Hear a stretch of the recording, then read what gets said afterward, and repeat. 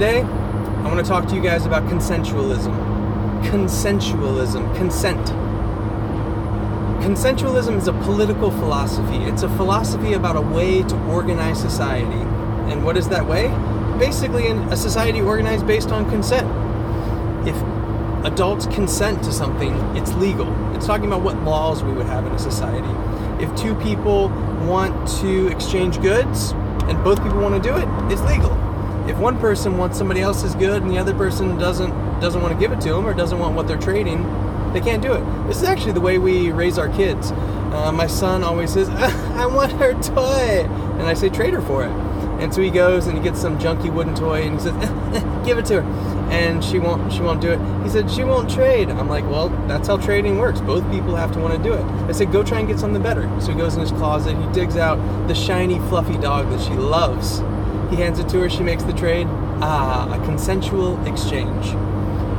So basically, this is an idea about a way to structure society. That would be what the laws would be based on, rather than every individual encounter, like, can you sell apples? Yes. Can you sell marijuana? No. You know, instead of piece by piece, every type of thing that you could do. Can you work for $10 an hour? No. Can you work for $20 an hour? Yes. Instead of analyzing every possible thing that could happen in society, you have this fundamental philosophy of consensualism. If people consent to it, it's legal. If they don't consent to it, it's not legal. There's a couple caveats in there, like there's different rules for children. You know, you would say children don't really have the ability to consent, so you have to get to a certain age in there. But that's the base idea. Okay, so this is a philosophy of how to structure a society. I'm personally inspired by it for two different reasons. One, I think it's more moral, and two, I think it's more effective. So let's go with the alternatives. Socialism. What is socialism? Socialism is when the government controls the means of production, when the government owns businesses. So we've known socialist societies. Venezuela's socialist. USSR was socialist back in the day. America is actually a hybrid. We don't really consider ourselves socialists, but our schools are socialized. You know, public colleges are socialized. Medical care for old people, Medicare is socialized. Social Security is socialized. Roads are socialized, police are socialized. So we have a lot of socialized things. And that's actually a different alternative than consensualism. So let's say, let's take an example, schools. In a socialist society, or a partially socialist society like America, that can be run by the government. Now, from consensualist perspective, most of what the government does is not based on consensualism. Let's say taxes. Are taxes a consensual agreement? People say, oh, the social contract. We are in the social contract. I give them the money, they give me the roads. But actually, I would rather not pay taxes. Is that an option? No. So that's how you know it's not consensual, if you can't opt out. If you can opt out, if you can say, actually, I don't want to be in this system, I don't want to pay into the system, and I don't want to get the benefits, then it's not consensual. So in the sense of a consensualist society, you could still have Social Security in a sense, in that if it was optional, if you could opt in, opt out. If you opt in, you pay into Social Security your whole life, and then when you're old, you get paid out. If you opt out, you don't pay in your whole life, and you don't get paid out when you're old. That would be a consensualist version of the coercive kind of socialist version that we have now. So I said 2 points. One, I think it's more moral, and two, I think it's more effective. So let's go with the moral argument right now. One thing that's being debated in popular society right now is healthcare. Should healthcare be socialized or not? That's not really the conversation, but I think that's a core aspect of what's going on. I mean, 20 years ago, healthcare was almost entirely free market. We had socialized healthcare for old people, Medicare, Medicaid. But for young people, there was some government regulation, but people bought healthcare in the private market. Most people got it through their employers, but their employers bought it on the private market. So the socialized version, that's the coercive version, where it's forced on people. Now you might say it's democracy, so it's not forced, but let's scale it down to a smaller example. Assume there's just 100 people in a little society. It's just your neighborhood. There's no bigger government, and you say, all right, we want to do this healthcare thing for the neighborhood, and everyone has to do it. And let's even say we had a democracy, like 50% of the people voted they want to do it. I could be kind of on board for this, a bunch of people getting together and doing healthcare together. But if I'm in that little society, and let's say 99 or 98 of the 100 people want to do it, but 2 people don't want to do it, what do? You say, well, they have to do it. Well, what if they don't want to do it? Maybe they're conscientious objectors. I do have religious friends who are objectors to Western medicine. So let's say they're like, I'm sorry, I just don't believe in it. You guys can do it, but I don't believe in it.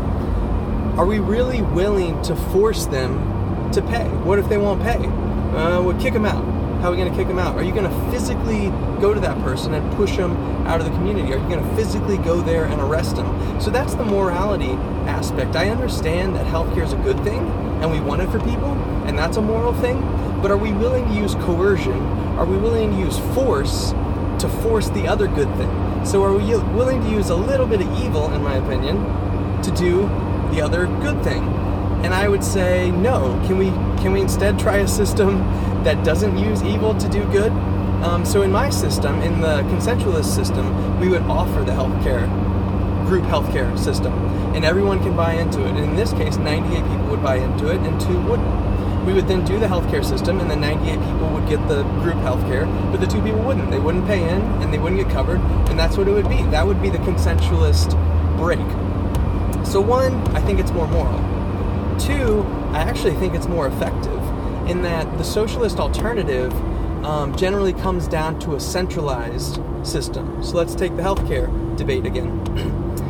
If it is socialized healthcare, which is actually the direction we're going in America right now, we have Obamacare, which is a form of socialized healthcare, because it's the policies are regulated by the government so heavily, and actually it's forced that you have to buy into it. If you don't, you get a penalty. So this is Obamacare, so-called Obamacare. The so-called Trump care or Trump alternative actually still leaves a socialized medicine. There still is heavy government regulation in it. There's technically not the fine if you don't buy it, but then when you buy back in, the insurance companies charge you a 30% surcharge. So really it's kind of the same sort of you have to buy in fee. They just kind of moved it into another direction. But anyways, all this to say, when you do this socialized version of healthcare, it's centrally planned. You have the politicians in Washington who are drawing up the rules. What's a pre-existing condition? What's covered? What has to be in a healthcare plan? They're deciding the specifics of your health plan. The consensualist version would be the government doesn't do it. They're not in charge of regulating it. They're not in charge of distributing it. They're not working with healthcare companies. People would be allowed to buy their healthcare directly. They'd be able to buy it from health providers. If you say, what about kind of the benefits of group coverage? In a consensualist society, you would still be allowed to do group coverage. And actually, these things already exist. I looked into a Christian-based group healthcare coverage thing a while back, and it's a private business, private insurance company. Everyone pays in, you get this group rate. So there would be that sort of thing. You could still have these large group programs. Employers could have group programs. It just wouldn't be centralized in the government, and it would be opt-in, opt-out. You can opt into one if you want, and you can opt out if you don't want to. But I believe that if you allow the distributed system to decide on healthcare, you'll actually end up with better results overall. Let's take a concrete example, the EpiPen that came up recently. It was big news that the EpiPen was $400, and actually you can make it for $30. Not 30, was it $30? Yeah, something cheap. But still, it was big and expensive. And the mainstream narrative, I would say, was that the EpiPen provider was greedy and was gouging and putting the prices up. And it's something that's so important to life that they put the prices up, and people were getting screwed. But here's the thing. That's not really a distributed system. That's not really a freedom-based system. Let's take something else that's super important. Water. Water's super important. Can't live without it. Can Dasani, one of the water providers, charge $300 a bottle for water? No. And why is that? Because of competition. If they charge $300 a bottle for water, somebody else would still charge $1.29. Dasani would go out of business, and that'd be the end of it. The EpiPen thing, how were they able to charge that amount of money? It's because there wasn't competition. Why wasn't there competition? Actually, it seems like there was kind of corruption within the FDA, the organization that was supposed to regulate this. It seems like they were co-opted by these EpiPen people. EpiPen alternatives tried to come into the market. The FDA did not approve their medical approval to go into general production. So it was really the government regulation that squashed out competition that allowed then the one provider to be able to raise the prices as high as they want. It's not just private company greed that allows prices to go up. As long as there's competition, it doesn't matter how greedy they are, they can't make the prices go up.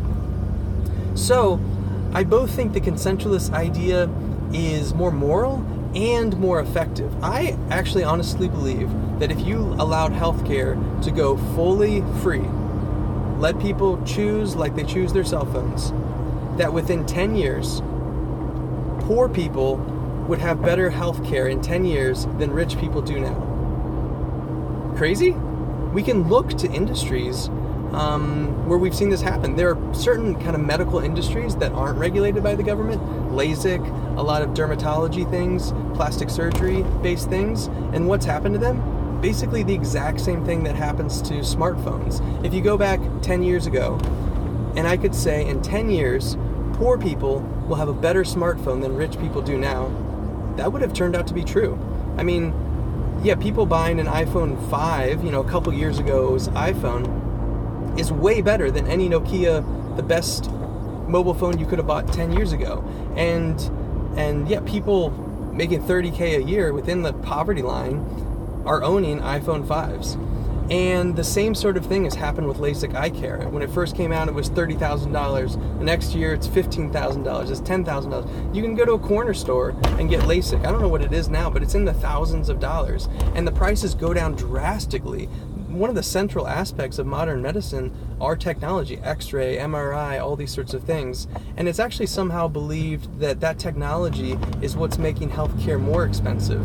But we don't see that anywhere else. In any other industry where technology is involved, it drives down the cost of the product year after year. So I actually honestly believe that if we took away the central planning from healthcare, the trying to fix costs, trying to fix benefits that go into a certain plan, that within 10 years, healthcare for poor people would be better than healthcare for rich people is right now. And I think that's a fundamental issue or fallacy that comes up in centrally planned logic and thinking. It's kind of this zero-sum, frozen-in-time ideology. It's, okay, let's take the current technology, the current prices of everything right now, assume it will be that way for the next 20 years. Just assume everything's always going to be the same. And let's try and redistribute it a little bit. Let's put a price cap on this. Let's make sure this person get coverage here. But you have to take into account the evolution of technology, the vast improvement that happens year after year. We're in a revolutionary time. And if we can harness that distributed consensualist power, I believe we'll find much better results. So that's my pitch for consensualism. One, I think it's more moral, and two, I think it's more effective. So I'd say consider it. Politics are hairy, politics are contentious, politics are emotional, but consider it. Look into some of the arguments. If you want to look into it, look into Austrian economics. It's a great illustration of the decentralized power of people and human interaction. Also consider the morality of it. I understand it's a debate of welfare, for example. We want to give money to people that are in need. But I just want to push on that question. What if you have to use coercion to do it? What if you have to use force to do it? I think we have to take seriously that moral quandary of, are we willing to do a little bit of bad for something good? And in the end, I think consensualism is more moral. And to boot, I think you can get more effective results with it. So why not be moral and effective? Check it out, consensualism.